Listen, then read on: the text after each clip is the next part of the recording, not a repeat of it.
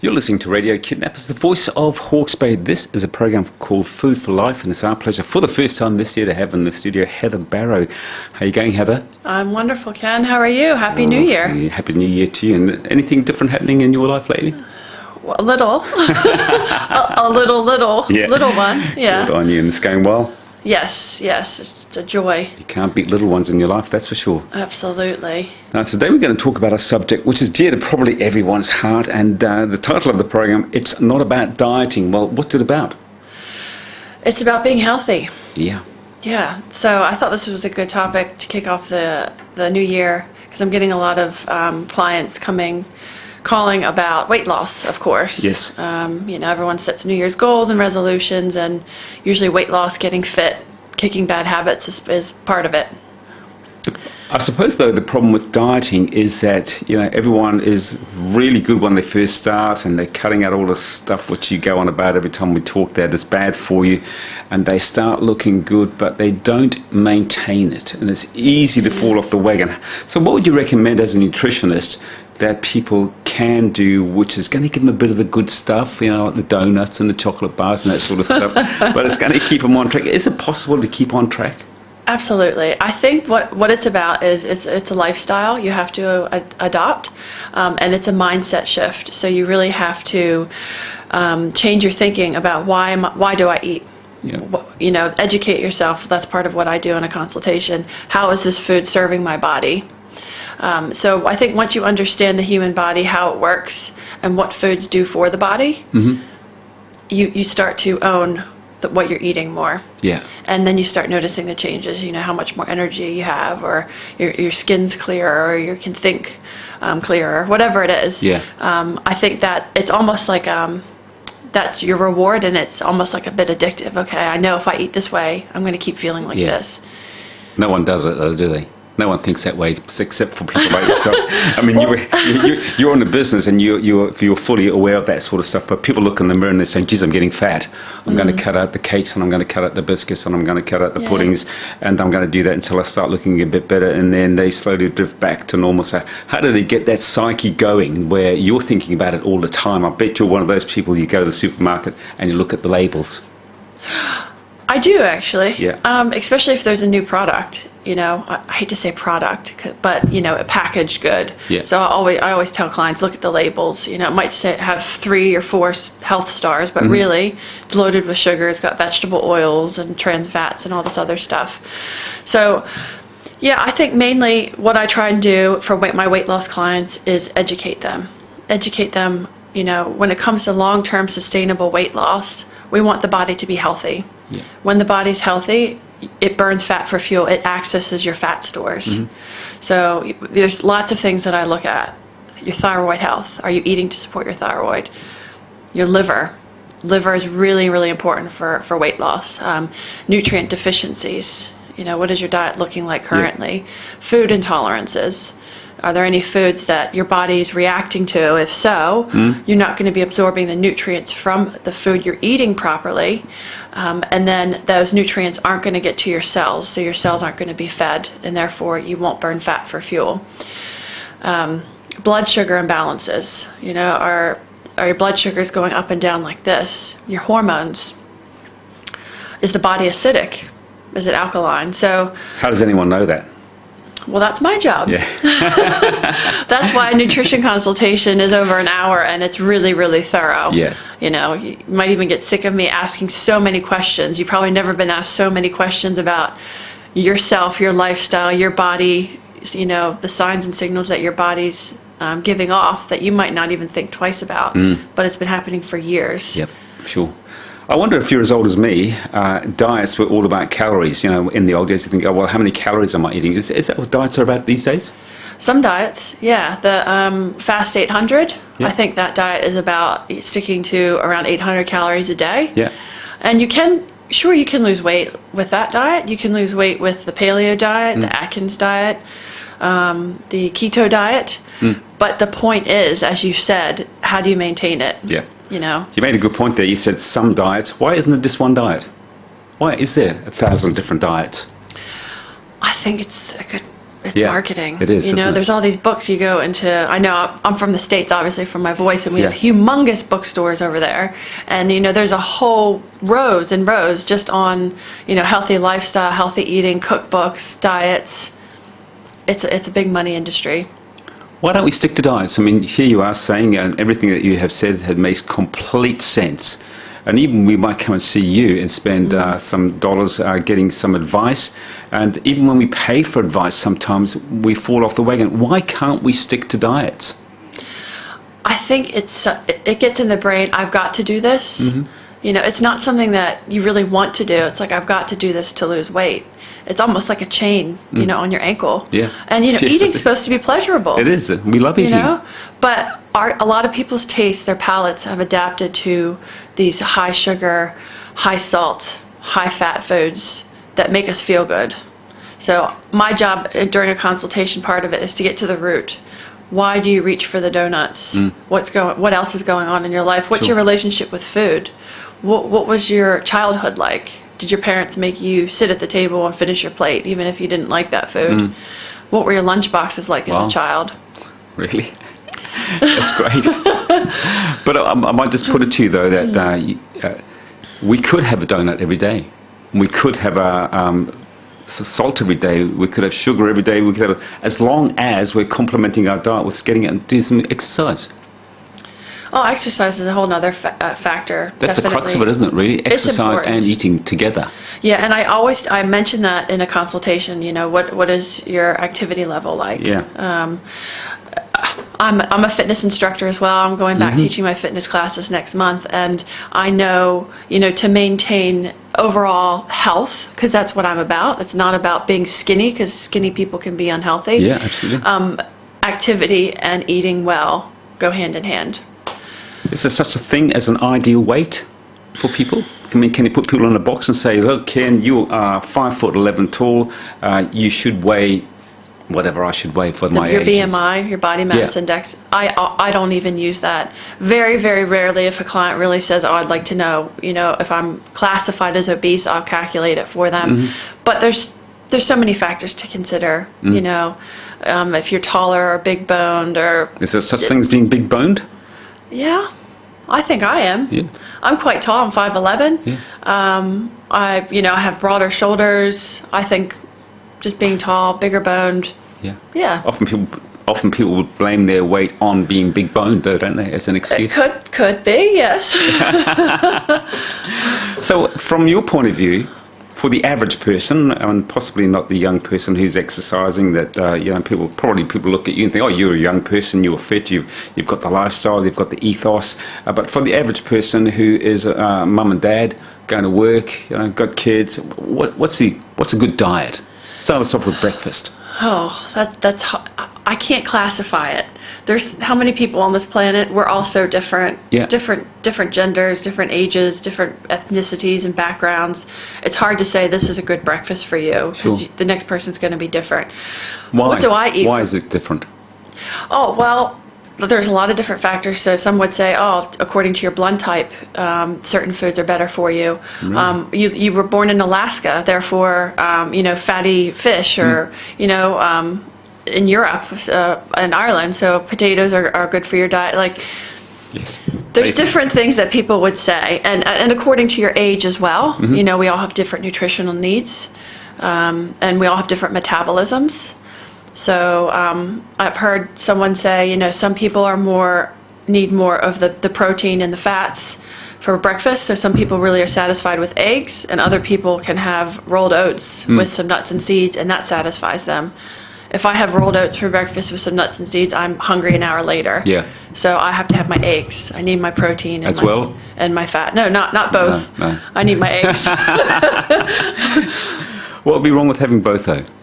Oh, there's nothing wrong with it. I always love a big breakfast. That's when, your appetite should be biggest, really. And even in Europe, that's what they do. They flip it on its head. They have a larger breakfast, medium-sized lunch, and a very small dinner. What can you get by on? I mean, I don't think about food a lot. For instance, I get up every morning at 5 o'clock, and by the time I get out of the shower and get ready, I'm coming to work, and the the first thing I have when I get to work is a Coffee? cup of coffee. Yeah, but I don't think about eating anything. I just Yeah. do what I got to do, get on air, and away I go. See, and that's very different. You and I are very different. So I have to have something. This morning I was rushed. Yeah. I had time to make a smoothie, so I made a protein smoothie. And hopefully that will hold me over for a little while. But I could never start my day with coffee. Is that a part of the problem, though, that we're always thinking about food, therefore we're going to eat it? We're always thinking about Yeah. food. I think when you go on a diet, you are always thinking about food and what you cannot have. Yeah. And that's not what it's about. It's about wanting to feel, look, and be your best. And that's about being healthy inside. Yeah. So that's my goal, is to get, when I see a client, I want to get you your healthiest and your happiest. I want you to feel comfortable in your own skin, feel comfortable knowing what you should be eating for your body and enjoying those foods. I'm not going to put you on a kale and spinach No. diet. Lord help you us. can have a Mama's donut every once in a while. Yeah. There's a shout out to Mama's Donuts. How do you get that out of your psyche, though, thinking about food? Because you're quite right, and I guess it's the same as drinking alcohol. If you give up drinking alcohol, that you probably crave it. You're thinking about Exactly. it, and you think, oh, I'd love a bourbon or whatever. So how do you get that part of your brain not thinking about food? Yeah, I think as you change, and I've had clients tell me this, as they change their diet, the gut bacteria changes. Yep. The gut and the brain are hugely connected. So once you start changing that gut bacteria, your brain is actually going to now look at a bowl of spinach and say, I'm craving that. I can't believe that. It's true, it happens. and then you automatically, you just reach for those healthier foods, and then you see a donut, because I too love donuts. Yeah. And you say, actually, I'm going to treat myself today to a donut, and you enjoy every bite of it, and you don't feel bad about it. You might not feel the best after eating it all the time, but All right. Well, I mean, I personally don't believe what you're saying there. That you look at a bowl of kale and you look at the donut, you go, "Oh, I'm going to have that kale." do you ever crave a healthy food? Nope, never. Never. You never say, my body is like craving a salad. Nope, never. Really? In fact, I mean, I'm certainly not overweight. No. But I eat vegetables. I mostly eat just peas or cabbage, to be honest, with the vegetables. If Okay. we have pumpkin every now and then, I'll eat it. But I would never crave a vegetable. Okay. I'd never go out of my way to have a salad. And if, in fact, I often go to a restaurant, I say, don't worry about the salad. Oh, you're one of those Yeah, people that's right. that leaves the salad on their plate always. And, if I was at a smorgasbord, I would never pick vegetables. Okay. Or salad. But I mean, I could be unique. But I do find that unique. To me, that boggles my brain, because Yeah. like if I go away on holiday and I'm not eating like I normally would, and I haven't had many vegetables, after maybe, I don't know how many days, 4 or 5 days, I think, oh my God, I just need a salad. Just give me a salad for breakfast. yeah. My body actually craves it. Really? Yes. Wow. I wonder what's wrong with you. What's wrong with you? But I think that most people, and I sort of consider myself to be like the average Joe, I eat fairly healthily. I suppose I do a bit of exercise. I mean, I'm not running marathons anymore, or never have run a marathon, but I have done a lot of running. I'm now doing biking because I've got a bit of a sore foot, so I can't really run. But, I would have a pie. I'd have a few chips. Yeah. I'd have tomato sauce. And I would say I'm probably healthier than most of the people I know. So that sort of flies in the face of what you're telling us. Well, I guess What is that? What I try and tell my clients, okay, the whole reason why we eat is to feed and nourish the cells in Yeah. our body. We're cellular beings. We're made up of billions and billions of cells. Those cells require nutrients. Mm-hmm. They require all your vitamins and all your minerals, your phytonutrients, your antioxidants. If you lived on a diet of pies, Yeah. I can guarantee you, if we did blood testing and ran all the tests on you, it would not show that you are healthy. No. Pies are not going to give you the nutrients that have come from the ground, the soil, Yeah. that your cells, your cellular body needs. So that when people grasp that actually, the whole digestive process, absorbed in the gut, cells get those nutrients, you burn fat for fuel, you wake up, you have good energy, you don't need caffeine as a stimulant, you can think clearly, your skin's clear, your eyes are white, Yeah. your tongue's nice and pink, your Yeah. nails don't have any ridges or white spots. That's me. That's healthy. Let me see that tongue. But I think that is probably part of the problem. You are quite right that I should probably eat more veggies. But having said that, I think that if I came to see you and I changed my lifestyle to what you were recommending, that it probably wouldn't be too long before I fell off the wagon. Yeah. You And- have to, I think you have to want Yes. to be, say, okay, I know I can feel better than what I'm feeling now. Sure. Without coffee. So I can wake up and bing, I'm Yeah. out, ready to go. I don't drink coffee and I don't feel I need it. No. So you have to want to say, okay, I'm going to put all that aside and I want to be my healthiest. I Did- want to live my longest. My body's my temple. I'm going to make Yeah. sure I serve it as best as I can. Did you ever drink coffee? Yes. Yeah. Why did you give it up? At uni. Yeah. You gave it up because you went into the business of healthy living, or?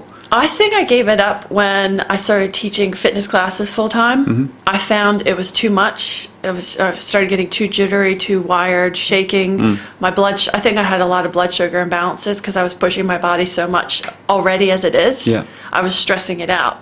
And then adding coffee, caffeine on top of it is another stressor. So I just gave it up. Is a good diet everything in moderation, or is that not a good way to eat? To a certain degree, sure, definitely. But, you know, those processed foods, as I said, the high sugar, high fat, fried, packaged stuff that are foods in the supermarket, you don't want too much of those. So moderation, yes, if you have a favorite food, pizza, chips, Yeah. I don't know, sausage roll, whatever, enjoy it. Life's too short. I 100% absolutely. agree with that. Yeah. But don't let that be a staple. Don't let it be an everyday food in your diet. Have a cheat day, if you want to even call it that. I don't Yeah. actually like that. Or, you know, a couple times a week, say I'm going to have one of my favorite foods. Yeah. Let's just have a quick word on fasting diets. Are they good? For some people, definitely. Absolutely. Why aren't they good for everyone? Well, obviously, if you're pregnant, it's not Yeah, a good idea yeah, to sure. fast. If you have blood sugar imbalances, you don't want your blood sugars to get too low. Some people with thyroid issues shouldn't really be fasting. You know, think about back in the day, we were hunters and gatherers. We didn't Yeah. have access to food all the time. We might have gone a day without food. Mm-hmm. So our bodies, I think, are used to that. Yeah. Yeah, so I think if you're out there and you're listening and you want to try a bit of fasting, do it.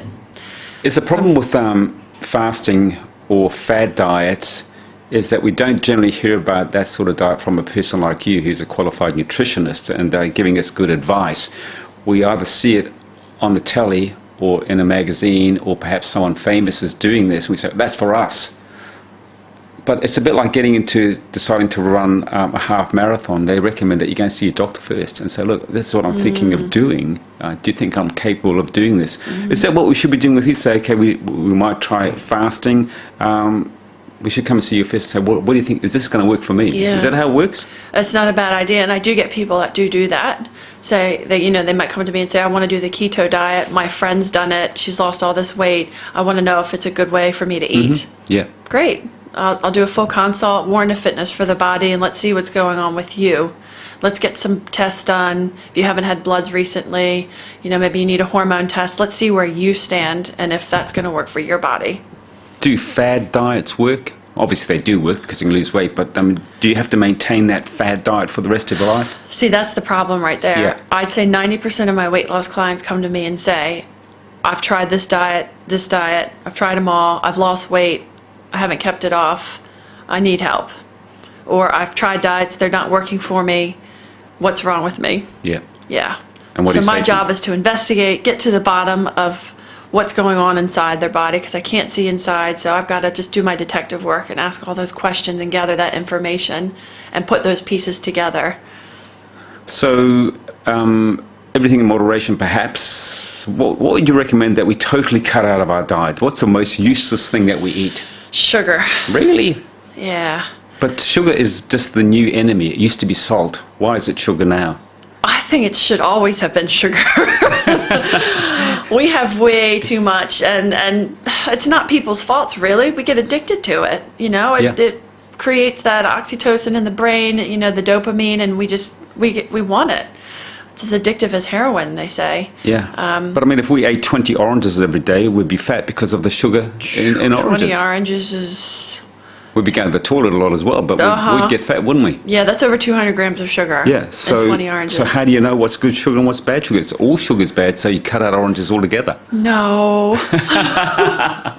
No, I'd like to say about 2 pieces of fruit a day. Yeah. You know, and then you can add your berries because they're really low in sugar. Of course, that's good sugar. Yeah. You know, you're getting fiber, antioxidants, minerals. So, yeah, your fruit's good. Obviously, added sugar, processed white sugar, you know, biscuits, lollies. What about salt? I was surprised to see, just something that caught my eye on the old telly a couple of weeks ago. There's loads of different types of salt. I thought salt was salt. I thought it was white salt. But there's pink salt. Is one salt better than another salt? I prefer a natural, like Himalayan iodized salt because at least you're getting some iodine. Most people are deficient. So those sorts of salts have the iodine in them from the sea, which you want for your thyroid. So how much better than that is, how much better is it than normal salt? How much more of that can I have? I don't know that you can have a lot more. But it hasn't been, you know, processed, I guess. You know, it's just the white table salt. So at least you're getting some minerals. But there's other minerals in that sort of salt as well. Why is salt an enemy and not pepper? Well, salt causes, you know, water retention, sodium. So obviously if you have high blood pressure, you don't want to be having too much sodium. What about other spices? Spices? Yeah, I mean, it's pepper and turmeric, and they're all great. good stuff, aren't they? Great. Sometimes black pepper can be hard on the gut if you have gut issues. But I'm not a herbalist. I'm not a naturopath that, you know, studied more of the herbal side of things. So you might want to see a naturopath with that question. Yes, indeed. We're just about out of time, so if we want to come and see you about creating a lifestyle, because is diet a good word to use? I don't like diet. That's why the title, this is why diets don't work. Yeah. Yeah, it's not about dieting. It's about being healthy. Yeah. Okay, if we want to come and see about being healthy and not eating, how do we do that? Well, I'm currently working from home, doing Zoom consults, so still can see each other face to face. So you can give me a ring on 027-812-5071 or email me at heather@food4life.co.nz. You can still check out my website, it's there, but my online booking system's blocked out. So that's foodforlife.co.nz. Otherwise, I'm at G's Pharmacy coming back in May. Good on you, Heather. As always, my pleasure. You look after yourself. We'll talk at the same time, same place next time. Thank you, Ken.